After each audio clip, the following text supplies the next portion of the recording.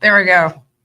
Good afternoon, everyone. I'm Sarah Orleski. He's Jamie Thomas. You are watching the check-in with us as we get you ready for tonight's game between the Winnipeg Jets and the Buffalo Sabres. The Jets looking to get back into the win column. They've dropped 4 straight. The Sabres have had their struggles as well, also losing their last 4 games for it. So we'll see who's able to pull this one out here tonight. The Jets on the road for their next 2 games before heading home for 4. So this is the first real taste of adversity that the Jets have had this season. So we'll see how they're able to bounce back tonight. Yeah, big show for you. A couple of great guests for you.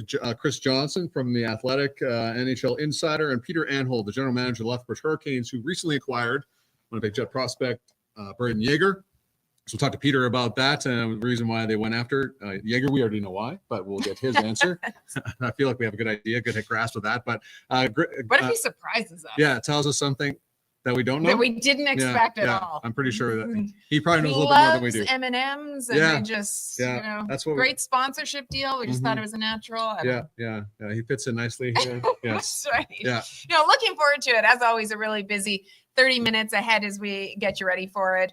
We always like to say we appreciate everybody that is joining the conversation, that's watching us as well. You can catch us on X, Facebook, YouTube, on every Winnipeg Jets game day. Smash that like button, heart it, whatever else you're supposed to do. Subscribe to it as well as we get this conversation going. But you always love to come up with the question of the day, Jamie. I do. And what'd you come up with? You're putting me on the spot for this one. Yeah. This is my choice. That's right. So the 4 nations face-offs rosters were announced yesterday and last night for Sweden, Finland, Canada, the United States. So our question to you is, who has the best team as of this moment on paper, the 4 nations face-off? I know there's a lot of conversation about the United States being the best group in terms of from forward defense to goaltending. Canada, of course, always expected to win these types of tournaments. So you tell us what you think, who has the best roster, and maybe Sweden and Finland throw a wrench in the whole thing here. With I feel they have very competitive rosters. You can never count them out, but obviously the United States and Canada are running the pace here ahead of this big tournament in February. 3 Winnipeg Jets will be participating. Connor Hellebuyck, Kyle Connor, both for Team USA, and then Josh Morrissey for Canada. Thought we might see Mark Scheifele make it onto this roster as well. We'll talk to Chris Johnston about it. He's done a lot of writing with The Athletic and then always with TSN as well about these rosters and anticipated rosters. So we'll get his take on it. I know that Ken Wiebe from the Free Press, who is in Buffalo right now setting up this game, spoke to Scott Arniel and asked him about it. Mm-hmm. And the understanding is that Mark Scheifele's right on the bubble, and you never know what will happen between now and February in terms of injuries, but obviously some disappointment over the fact that Mark Scheifele is not on that original roster, which I think we have. Yeah, sure. Just in case people haven't had the opportunity to see it yet, this is what TSN had up yesterday when they were analyzing it all. We don't know, obviously, if this is what the lines are going to look like, but this is what the personnel is going to look like for Team Canada, at least. So, I mean, when you look up and down the roster, the idea of Marchand, Crosby, and McKinnon online is pretty insane. Reinhart, McDavid, Marner, also, there's a lot of depth up front for the Canadians. Thrilled that Josh Morrissey is getting this opportunity. He spoke with the media today, obviously very excited. And, of course, the head coach of the Winnipeg Jets, Scott Arniel, saying the same thing. That must have been fun hearing from him. And the goaltending part is where the biggest question is. And we had just talked to the St. Louis Blues reporter, go with me on this one. Jeremy Rutherford about this and how well Jordan Binnington had been playing. Aiden Hill was outstanding in Edmonton the other night. The Vegas Golden Knights goaltender goalied the Oilers, who completely dominated that game in a shutout. And, of course, Sam Montembeault has been playing very well for the Montreal Canadiens. So I just think we've been so spoiled as Canadians about the goaltenders that they have put out in international events. And now you're kind of looking and you're trying to find a weakness on the roster of the Canadians. And I mean, as compared to the United States, maybe that's where you're looking at it, but I still think you have three very able goaltenders to do the job. Absolutely. When you look at the discussion right now that's going on, a lot of people thinking that the edge has to go to the U.S. right now, and because of goaltending, and we know who's expected, obviously, to start for them, we would anticipate Connor Hellebuyck. So it's hard to argue with the fact that they have the edge in arguably the most critical Many an international tournament has been won by Canada because of their goaltending. So I can 100%. see where the concern is. So Chris Johnston will join us momentarily here to discuss that and the surprise about Mark Scheifele not making it. I know some people are asking about Mark's injury situation. He took faceoffs the other night against St. Louis and was asked by Mike McIntyre after the game if he's feeling better, and he just gave a one-word answer: yes. So I'm pretty sure that Mark Scheifele is feeling better because he's at center. Again, for this evening in terms of line rushes, the top line's back together as they were in the third period against Buffalo. Well, let's take a look at the line rushes right now. Morning skates are done out of Buffalo. It looks like some of the lines have switched back again. Yes. So Connor, Scheifele, Velarde, as we said, Scheifele's up the middle. So that one-word answer tells you everything you need to know. It sounds like he is better. He will be taking face-offs.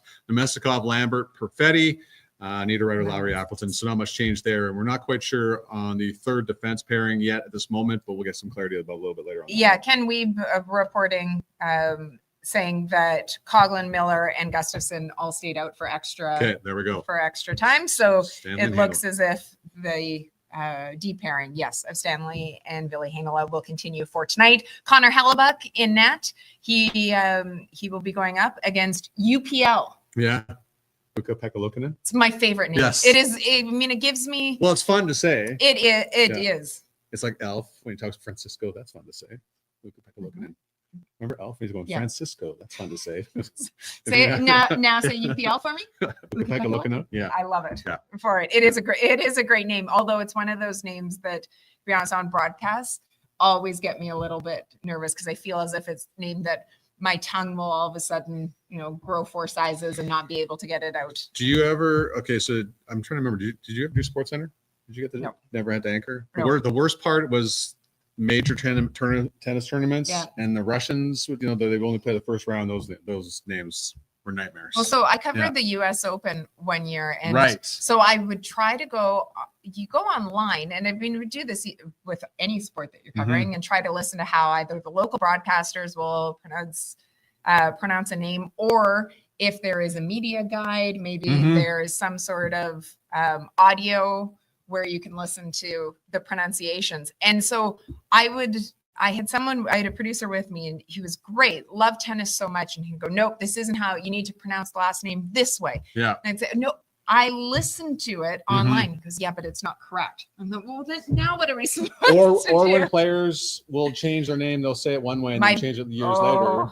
Many times. I've got the NHL, I've got to admit, is one of the worst for that. Yeah. They're or the players will say it doesn't matter. I'm like, yes, it does matter. Yes. Because then I look like an idiot if I say it wrong.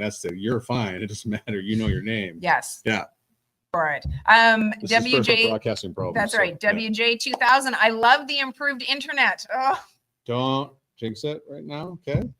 Knock on some wood there.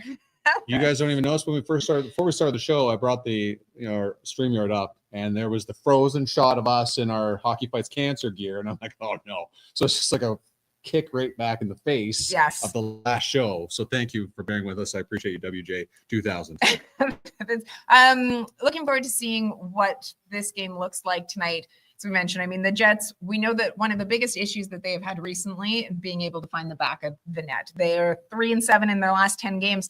And what's crazy is the difference that we see in terms of production in those 3 wins versus those 7 losses. Those 7 losses, a combined 8 goals that they have scored. In those 3 wins, 14. I know, because they haven't been generating a whole lot. That's the crazy part. We just talked about Canada and the ability to produce offense at the 4 nations face-off. Jets have not been doing that, and as teams are playing harder against them, they've had some tough challenges. So Eagle Eyes, as a TV producer, I kept a spreadsheet with names and pronunciations for the hosts, verified ideally by the person that said their name on camera. See, you do a great job, Eagle Eyes.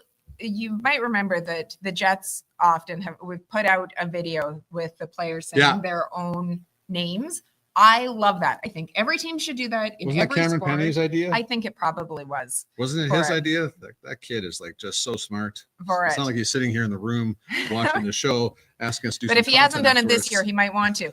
Scott O'Neill was asked about 5-on-5 scoring chances after the loss the other night, and he said essentially that they've had opportunities to attack the net. They've been looking though for one more play, and they're deferring a little bit now, so that's problematic. And then not getting pucks down from the top.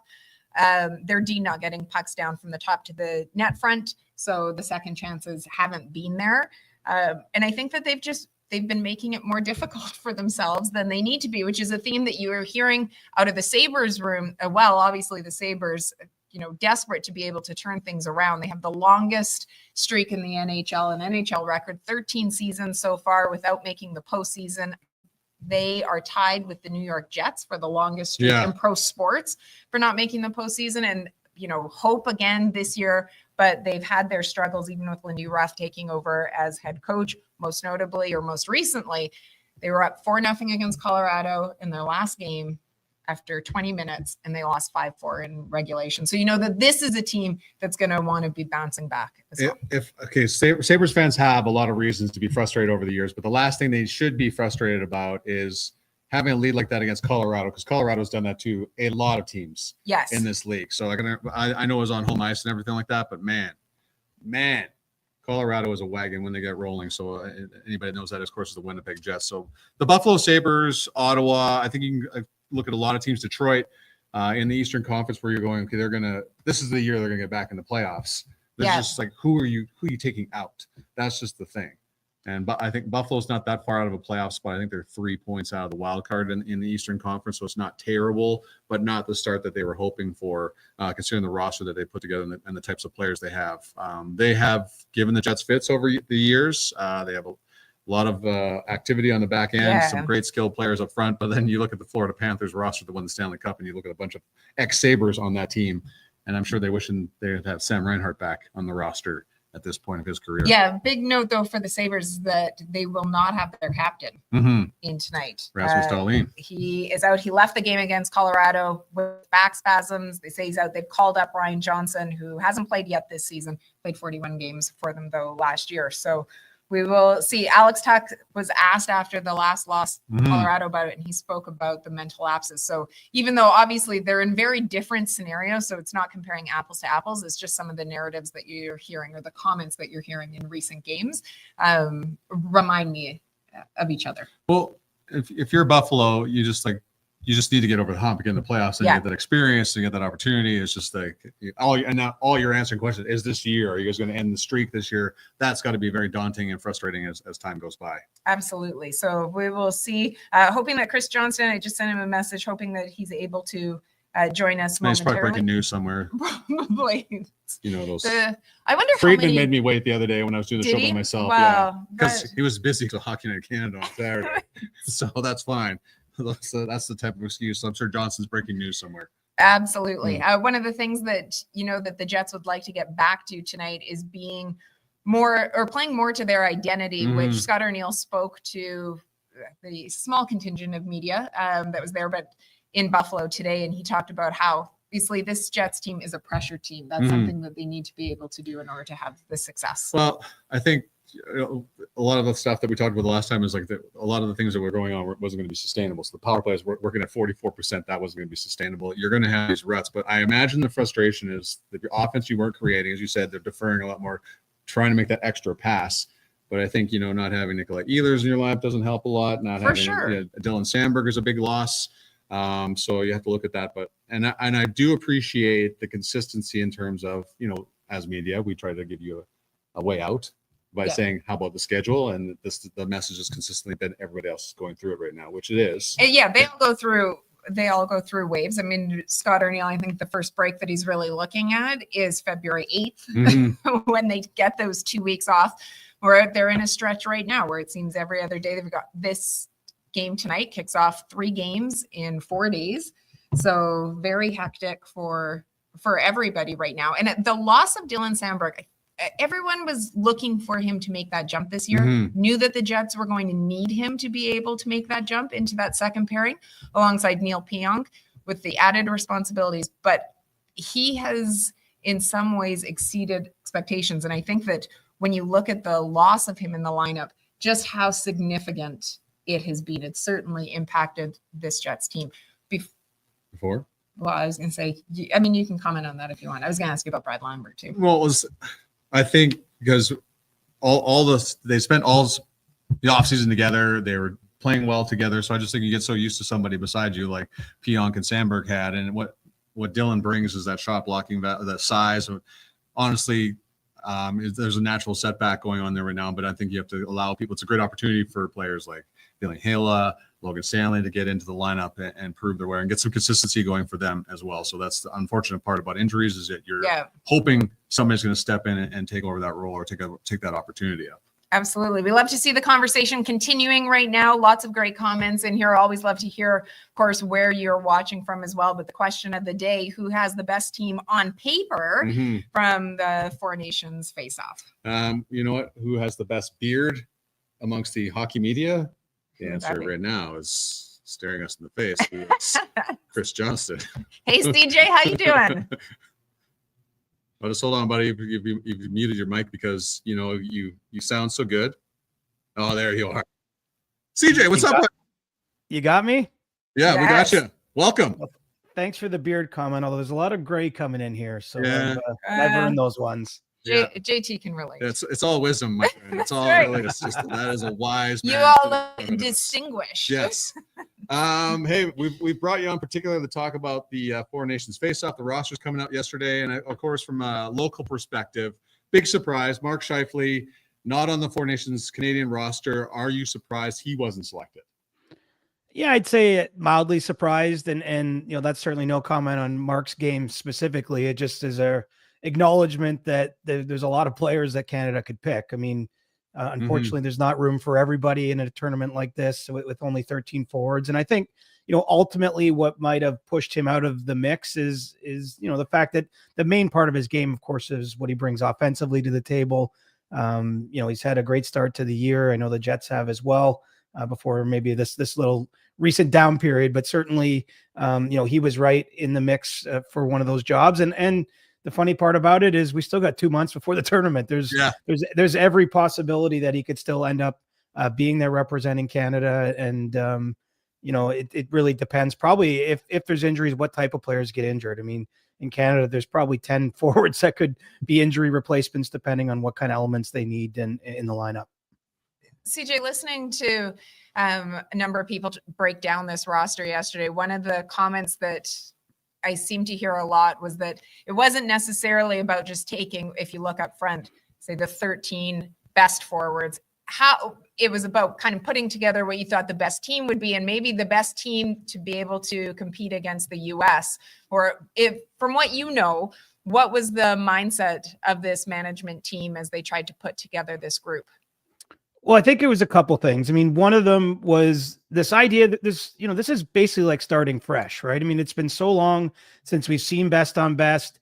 And not only are they thinking about the Four Nations face-off, but somewhere in the back of their minds, there's the Olympics in 2026. There's a World Cup in 2028, hopefully another Olympics in 2030. I mean, this is kicking off what I guess I'll call a new era of international hockey. And so I think, part of what the Canadian management team was trying to do is build a team to maybe give some players experience, knowing what's coming. Obviously, also still trying to put the strongest roster on paper and with a chance to win the Four Nations face-off specifically in February. And to win that Four Nations face-off, they're going to have to go through the U.S. I mean, I think we're at a point now where it's not even really a matter of opinion. It seems to be pretty much consensus that the U.S. has the strongest roster top to bottom. Maybe some out there quibble with that, but I mean, I heard Shea Weber, for example, say that recently, and he obviously is a pretty proud Canadian who played a lot of games, for the national team. And so, to beat the best, you got to beat the best. And you look at that U.S. roster, they have a lot of shift disturbers out there, I'd say, with the Kachuk brothers and others. And so, I think that Canada was cognizant of that, and looking for some added elements here, not just obviously players that can put the puck in the net. I mean, we have a lot of great offensive talents, but they've elected to take a Sam Bennett, guys like that I think can maybe go head to head with that game, and we'll see ultimately with the results whether that was the right strategy or not. One more before we let you go. The Jets are in Buffalo to face the Sabres. The Sabres were one of those teams in the East where you're like, okay, this is the year. This is the year they take that step. Are they close to taking that step, and what else do they need to do?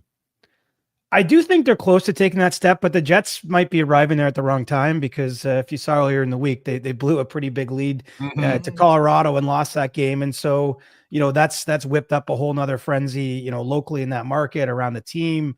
what changes are coming, kind of a response type of game for them. And so, I think if you step out of the moment and look big picture at Buffalo, that they have started taking steps towards, getting back into the playoff mix. I think the door's been opened a little bit in the Atlantic Division because Boston hasn't had, the start that you're accustomed to seeing from the Bruins. I do think there's opportunity there. And, that's going to be a tough night for Winnipeg, I would suggest, just because, we all know teams respond to their circumstances at times. And, when you blow a 4-0 lead on home ice and you get subjected to a couple days of everyone going nuts in your market, the best way to quiet things down is by delivering a good performance. So I think you'll see the best of the Buffalo Sabres in that game. I'm hoping, if you're looking from a Jets perspective, you're obviously not hoping that it comes tonight. But overall, I think it'd be so great for the league if the Sabres got back into the postseason competitive, that Atlantic Division. You live in Toronto, that rivalry that could exist with the Leafs and everyone going down. It'd be so great to be able to see it back where it used to be. Yeah, it's crazy how long is it? 12 or 13 years now since they've been in the playoffs. It's like it feels almost unfair because it is a good hockey market, and this is the reality of a 32-team league, though, right? Unless we get a change to the playoff format, half the teams on any given year are going to miss the playoffs. And obviously in Buffalo, it's been doubly difficult because some of their rebuilds, we'll call it, you've seen those players go win cups elsewhere, right? Jack Eichel won a cup somewhere else. Yes. Ryan O'Reilly won a cup somewhere else. Sam Reinhart won a cup somewhere else. And so it's not as though they've necessarily even identified the wrong players. It's just they haven't brought together the right mix at the right time. And, maybe this will be the year, but they're certainly going to need a big second half to get in the playoffs. I feel like you're breaking news right now. Are you breaking news? Did we miss something or what? No. Are you breaking news? Are you breaking news right now? I'm looking down at your phone, so I'm wondering if I'm missing a tweet. It just rang a couple times, but I don't think it's anything too important. Well, we will let you go in case news is breaking. CJ, really appreciate it for you hopping on for a few minutes with us, and especially helping break down the Four Nations topics with us. My pleasure. I'm pumped for the event. I think it's going to be a lot of fun, and I don't know, maybe we get a surprise winner. I'm picking Finland, just going against the field. Yeah.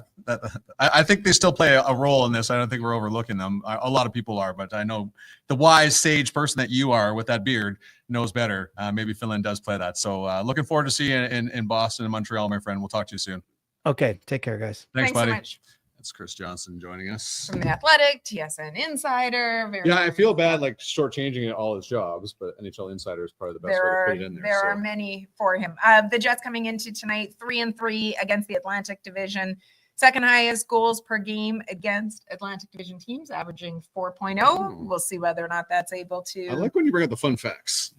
Yeah. It's fun fact Thursday. So also reminding Pete Anholt, the general manager of the Lethbridge Hurricanes, he's just been reminded that he is supposed to come on the show. He is a busy man. Yeah. Well, you just make a big trade. There's a lot of stuff with GN meetings in the Western Hockey League were this week. So Pete hopefully will be joining us here momentarily. So looking forward to it. But in the meantime, let's take a look at what some of the comments are right now. A lot of people continuing to answer the question of the day as to who is the best team on paper when it comes to Four Nations face-off. A lot of people and saying the U.S. Finland looks good, says D-Mart, WJ2000. All four teams look good on paper. I'm looking forward to.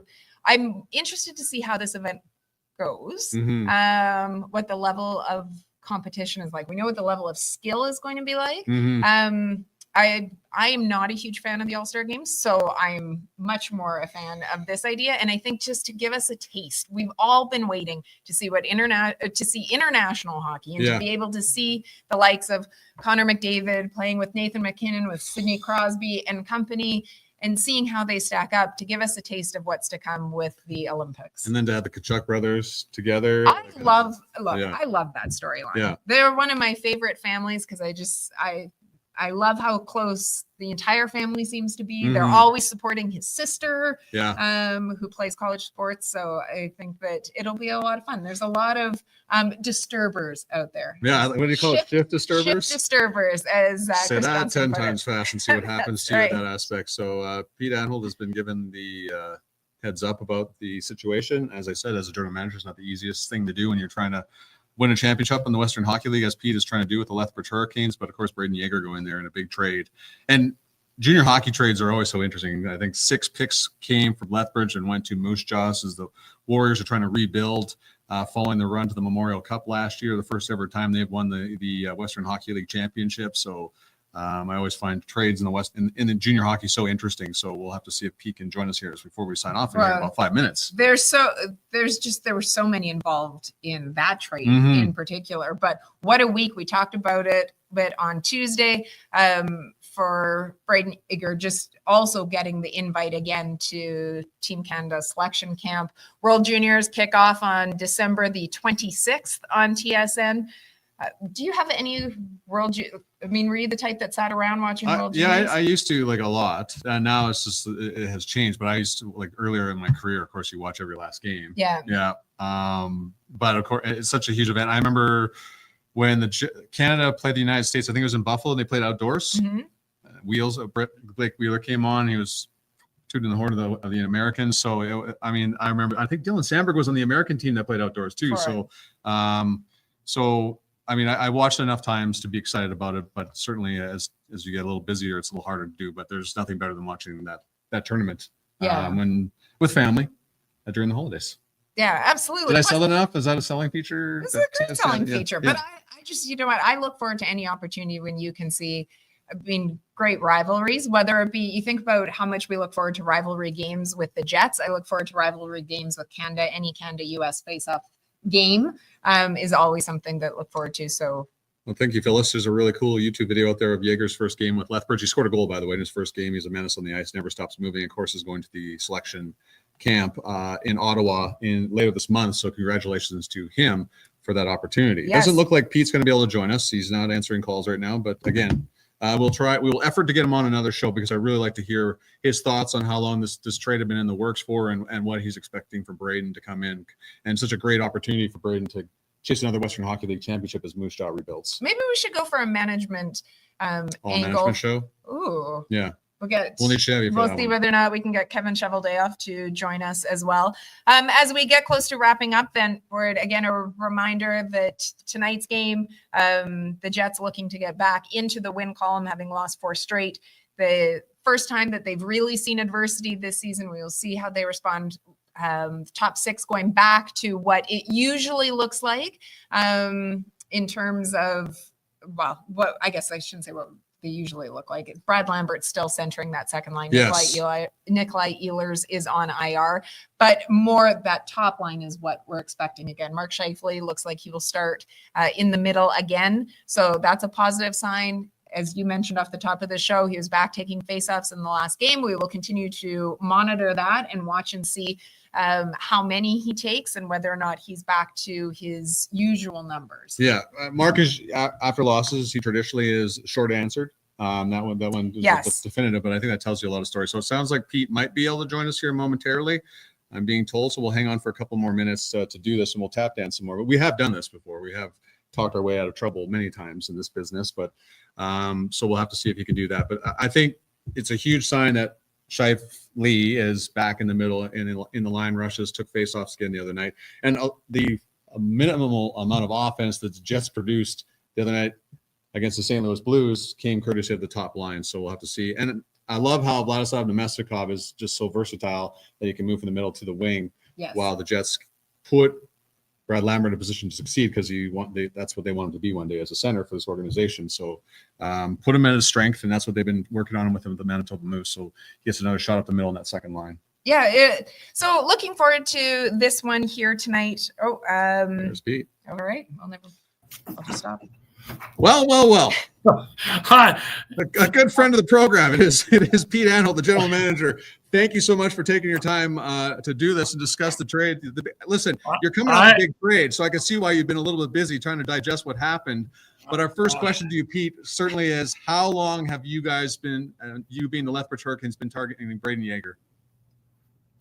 Well, we put in a Memorial Cup bid a while ago. So once that didn't come through, then, of course, I've known Braden for so long and as a player, but know the family. And he's always been a guy that, I've kind of thought in the back of my mind that if it was going to work. So once we didn't get the cup, then I pivoted right away. And talked to Moose Jaw and talked to Jason Ripplinger and went from there. But I got to apologize about being late. Stop it. Yeah. It. Yeah. Sorry. No, don't worry about it at all. We're so happy that you made us because, Jets fans are always excited to know what's going on with Braden Yeager. He's been such a revelation since he was brought here in the offseason. So they're just so excited to hear about what's going on with Braden. So it almost goes without saying to ask what his strengths are, but where do you feel that he can help your group the most? Yeah, great question. I think right off the bat, the way he skates, Sarah, and the way he shoots it. I mean, we know this player. I've seen this player since he's been a kid, right? And then, and then of course we had him at World Juniors last year, and he's going to be another big part of this year's World Junior team. And but the way he skates, the way he shoots it, his hockey sense, and I don't make this comparison easily, or, but he competes, but with class, like, and I look back on over the years, who are those kind of guys? And a guy like Joe Sakic, a guy like Steve Yzerman, those, and you don't do that lightly. And that's not, not necessarily comparing the player, but just talking about how he is as a person and how he carries himself and how he competes. Well, when you make a trade like this, I don't think it's just for something to do. Do the Lethbridge Hurricanes have championship aspirations? You're just bored one day, Pete. What can I do to fill up my day? I know it's just not fantasy hockey, as they put it, but the Lethbridge Hurricanes certainly looking at championship aspirations by adding a couple of kids that have won a championship before and gone to the Memorial Cup. Yeah, I think that's pretty obvious, right? I think when you look at our group, like I've been here 10 years. I think the first 5 years we had some good teams, but on those teams we had lottery picks that the Hurricanes had picked, whether it be Addison or Jordy Bellerive, and then supplemented with guys like Georgie Estefan and Stuart Skinner. And so there was a lot of good players, right? I think in the last 5 years, and we haven't picked in the lottery since Addison, to be successful and to win championships, you need those players. It's obvious. I think Ray Charles could see that, right? I mean, it's just the way it is.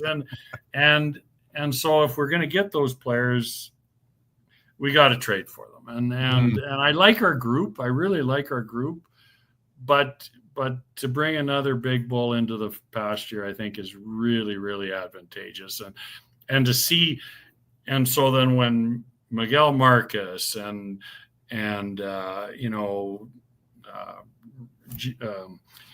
Will Sharp and guys, these guys who want to be NHL prospects and want to play in the NHL, now they're alongside. Oh, that's how an NHL prospect skates. Right. That's how a World Junior player skates and competes. And you can't really do that easily, but all of a sudden when they're alongside of them every day, it makes a big difference. Well, Pete, appreciate the time. Jets fans will be watching the Lethbridge Hurricanes a lot more in the days to come, especially with Braden Yeager joining your group. Thanks so much for your time and good luck going forward. Yeah, thanks very much for having me. I really appreciate it. See you, Pete. All the best. Thanks so much, Thank Pete. you. Pete Anholt, general manager. See, that's why you wait. That's why you tap dance. Just quickly, I loved his analogies that he used, Yeah. but I also, but I think that his comments about how, then it's showing younger players that this is how someone that plays on a World Juniors team skates. This is how someone that is an NHL prospect skates. Because you don't have to tell them. You just have, you can show them. And you think about that at every level, because we see that with the Manitoba Moose and the Winnipeg Jets, or when there are at the beginning of the season coming out of camp, when you have young players sticking around, this is a taste of, this is opening up your eyes, because often I think in all of our minds, we have an idea of what it would take, but then sometimes when you're actually put in that situation, you go, oh, wow, there's even more to it than what I thought. Well, funny you should mention that, because I spoke with Kieran Walton, the Jets draft pick from 2024. He's 6'6", big kid, having a great season with the Sudbury Wolves. He'll be part of the December prospect report, which is coming out tomorrow. He talked about when he came to camp, you look at all the guys around. That's what they do. That's what they eat. That's how they prepare. That's exact mention. So as you mentioned, it does go through every level of hockey and in professional sports in that way too. People think when they come and they shadow you and see, oh, this is how. And they go, that's how you run the internet. That's how you use technology. That's definitely not what they do. Yeah. They definitely do not come to you and look for technology inspiration and tips. Those other things. They do we all not. have strengths. What do you got? Just quickly, with tonight's game kicks off again, 3 games in 4 days. The Jets also play Saturday in Chicago. That is a 3:00 game. We will be on 12:30 as usual, so very close to game time. And then a home game, they will play 4 straight at home. Finally, because it's been forever, it seems, since we've had more than just 1 game here or there. Columbus Blue Jackets in on Sunday to kick off that 4-game trip. So if you do not have tickets yet for this upcoming homestand, you will get on that. Yeah, absolutely. Enjoy the Sabres and the Jets tonight. Thanks so much for checking in. We will see you on Saturday. All right. Have a great day, everybody.